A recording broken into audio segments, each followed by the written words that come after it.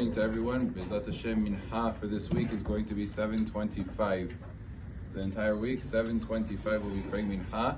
As a reminder, as we mentioned yesterday, that the Shacharit, as far as the mornings are concerned, we're going to be praying. The first minyan will remain here, and it'll be starting at 5:50 Slichot. 6:30 is going to be Shacharit. The second minyan is going to be in the annex, and it's going to be there for the entire duration of the Slichot, and that's going to be at Slichot is going to be at 7:05, and it's going to be 7:45 is going to be the Tefillah, the Shacharit, followed by breakfast, and the learning is all going to be in the annex. So remember that for the rest of the days of the Slichot.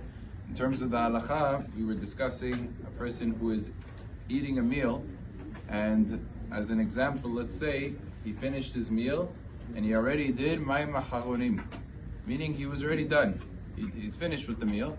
He goes and he washes Mayim Acharonim, and let's say he decides he's changing his mind. He doesn't want to say Birkat Hamazon, he wants to continue eating. The Halacha says he's no longer allowed to continue eating. He has to first say Birkat Hamazon, and then he could do another Netilat Yadayim, he could do another Hamotzi, and eat again. But he's not allowed to change his mind once he already did Mayim Acharonim. If all he said was Havlan v'nevrich, meaning let's say he went and he turned to his friend and said, why don't we say Birkat Hamazon? Let's say Birkat Hamazon.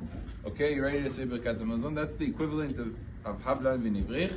If he says, or if he just starts the Zimun, Havlan v'nevrich also, in those cases, the Halacha says he's allowed to, interestingly, he's allowed to eat without saying a bracha, but he's not allowed to drink without saying a bracha. And the reason is because it's common for a person to say, let's say Birkat Hamazon, and then eat a little bit afterwards. But to drink, that already is considered a ifsek. He already said, no, I'm going to say Birkat Hamazon, and therefore if he would want to drink, then he would have to say beracha.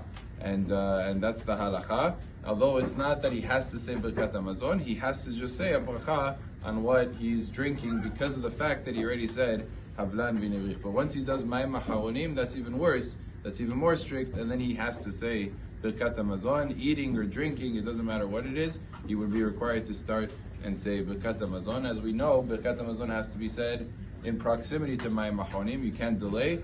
Take if the Netilat Beracha, he did Netilat Yadayim for the Mayim Acharonim, he has to say immediately the Birkat Hamazon. Baruch Adonai le'olam, Amen ve'amen.